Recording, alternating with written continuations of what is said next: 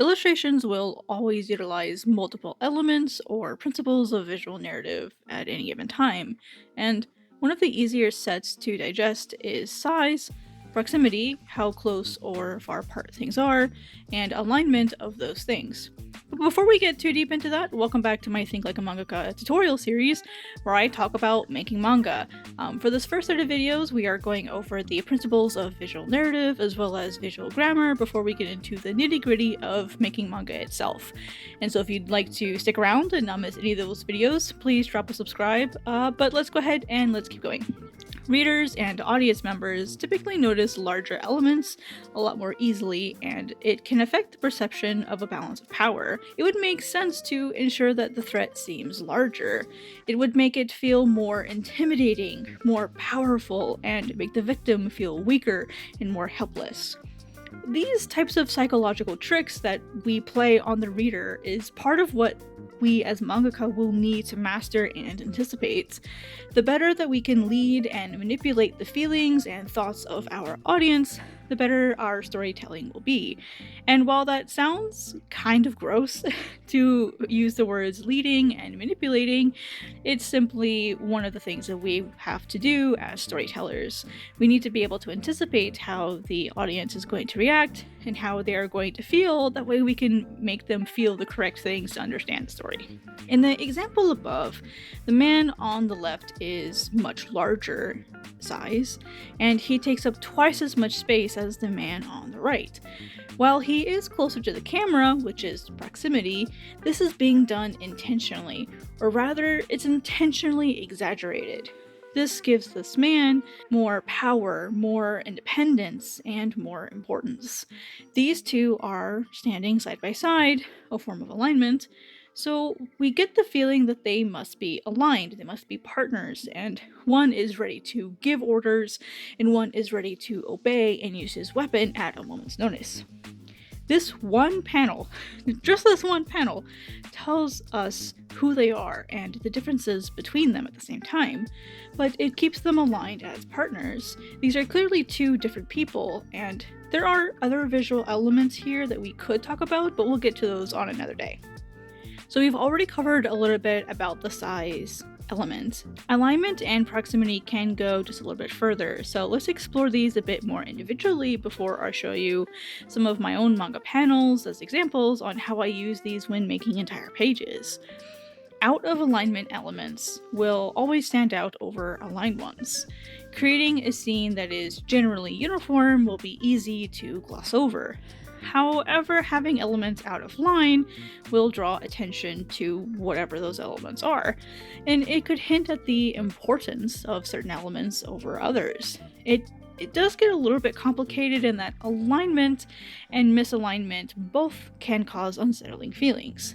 Humans, by nature, are really good at finding patterns, and we find comfort and solace in patterns and aligning features. That's one of the reasons why we as humans are so good at finding faces in things. That said, using both alignment and misalignment to your advantage is an incredibly powerful tool, and we'll take a look at some examples.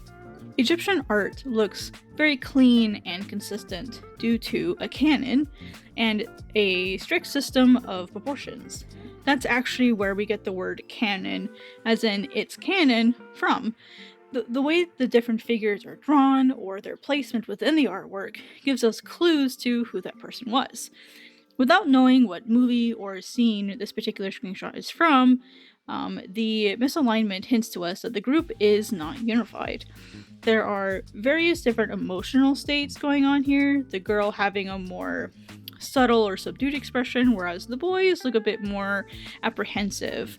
She is clearly a lead character or a focus of this particular scene.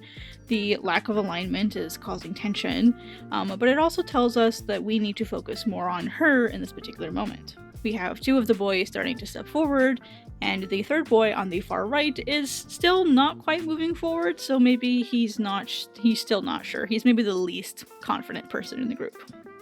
And for our next example, in this particular case, alignment is causing tension or maybe even a sense of awe. These stones are not living creatures, at least as far as I know, but we know that they did not put themselves there, so who did?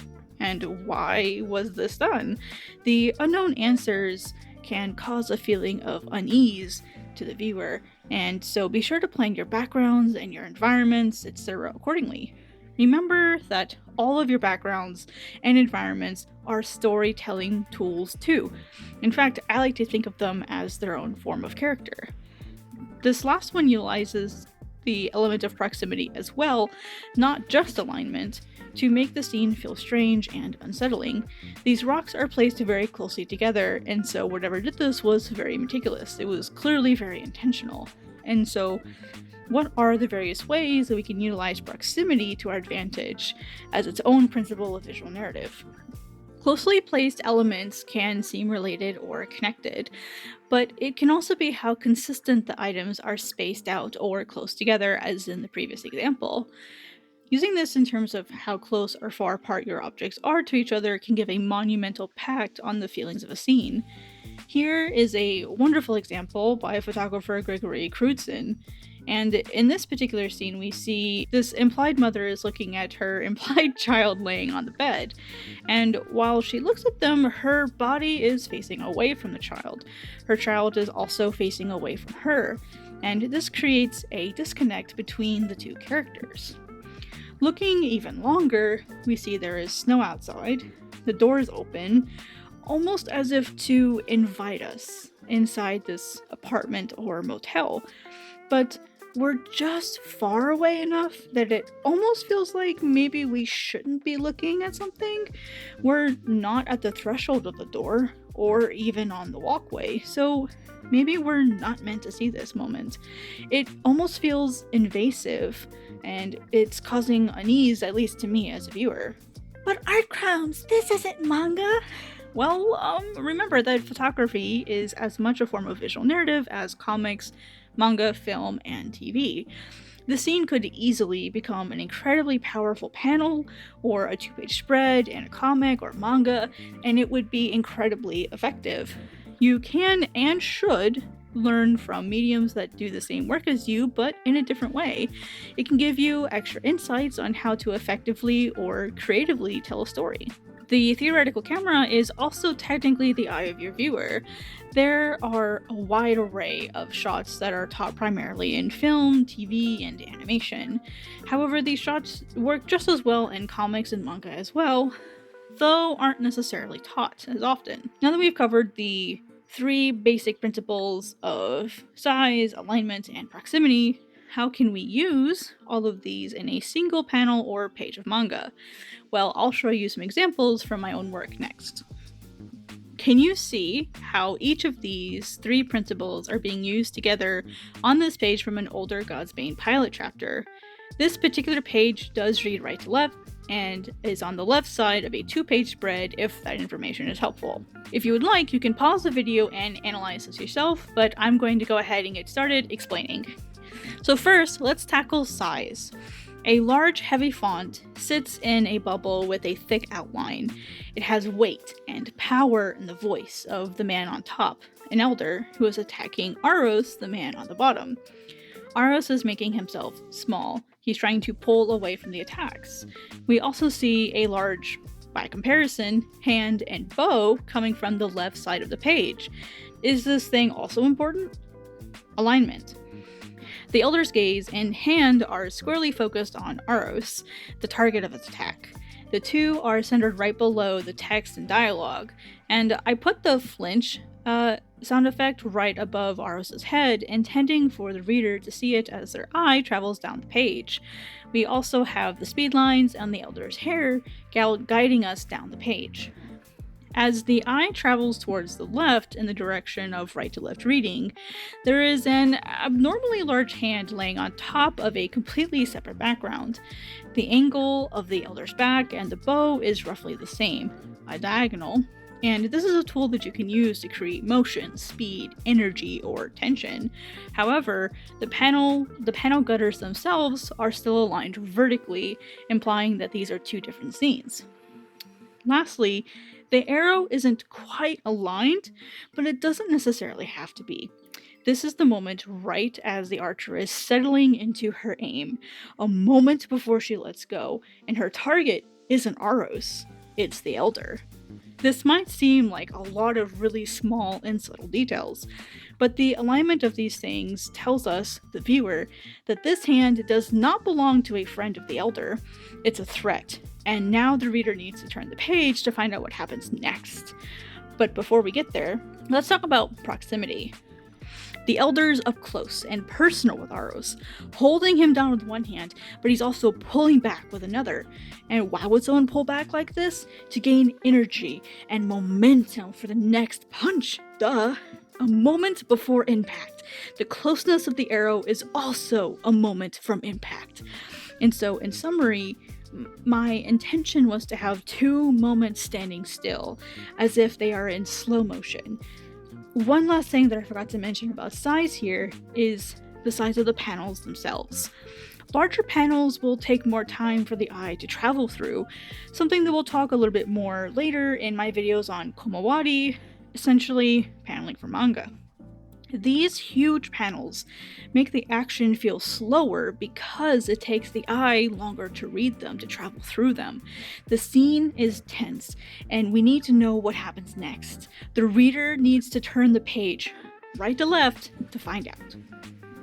So now, let's take a look at the same principles and how they are used to make a page like this feel more power and unsettling while we introduce a new character to the mix, Ren. So first, again, we'll look at size. Thankfully, it doesn't appear that the arrow was meant to strike the Elder, but it sure did startle him. The size of the impact mark, the size of his eyes being going wide with surprise, the size of the sound effects behind him. RIP for using Japanese sound effects, but that was what I did at the time. And then, of course, the size of the panel itself all contribute to the impact of this moment, that arrow hitting the bamboo stalk. And it's nearly a third of the entire page, which is a big deal considering I use the 2x4 manga grid format, which again is a target for another day, but it's important.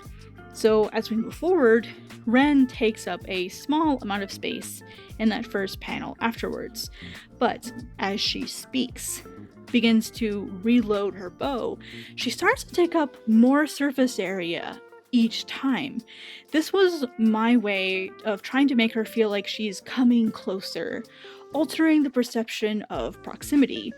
By contrast, the Elder is quite a bit smaller in that second panel that he's in, which is technically the 4th panel on this page. But there are a few more tricks that I played on this page to play up the tension. Going back to proximity, in addition to Ren changing sizes to hint at her getting closer, she has also, in a way, surrounded him. Ren, even, combined with her head and the dialogue, takes up about 2/3 of his own panel, and she's made it very clear that she is a threat, and is here to do some bad things to this man. We can feel her cornering him, but notice that Aros is completely gone from this page. There's no sign of him, and it's only Ren and the Elder in this moment, as it is life or death. They aren't focused on Aros, and so neither is the reader. And so lastly, let's talk about alignment. This one is a little bit more subtle, but I've intentionally simplified the alignment of the speech bubbles and other elements to allow myself a bit more room to mess around with the alignment of the art and characters. There are 5 total panels here, and it's a bit of an unusual layout thanks to that overlay panel. An overlay panel is when a character is breaking out of the panel lines or sitting on top of them. So when you go for unusual elements in one manner, it's typically better to simplify them in others to keep a balance of the complexity. There are 2 distinct S-curves on this page, which is a common form of aligning artwork and panels to flow easily and effortlessly. In Western comics, they'll typically have a Z pattern due to the left to right reading direction. A J shape is an alignment that you can also see in manga, but typically it's less common. The last page actually used this particular alignment. The contrast and shading that I used here will also help with the atmosphere, but that's a topic for another analysis. So yeah, those are just kind of two examples of specifically two pages that happened one right after the other, one being, on one side, one 2-page spread, and then the other being the result of a page turn. Thinking about these elements, like, this seems like a lot. It's like, oh my gosh, Arkrams, do you really think about all of these things? And the answer is yes. This is one of the things that I typically do as I'm planning out my pages, my storyboards. I'm thinking about these things all of the time, and I learned the majority of them while I was studying animation. So if you guys didn't know, I actually do have an animation degree that I got from a community college. I believe my degree is technically graphic design with a focus in rich media, which is basically animation.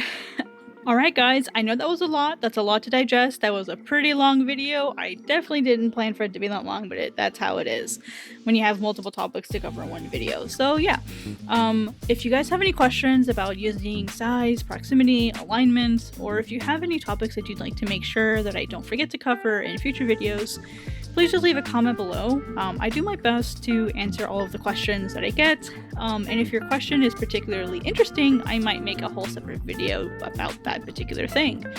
And then if you'd like to support me and the channel, you could drop a like or just leaving a comment really helps. If this is your first time watching any videos from me, thank you so much for being here. I really appreciate that you stayed through the whole video, so maybe you should subscribe so that you don't miss the next ones. If you want to support me beyond the channel, you could think about joining my Patreon, which is free, and I do my best to post at least one free post every single week. But it's only $3 to join, and you get access to all the cool artwork that I post. So yeah, that would be awesome. And you get to support my 2 cats to boot. I mean, look how adorable they are. Punching each other like that. It's adorable.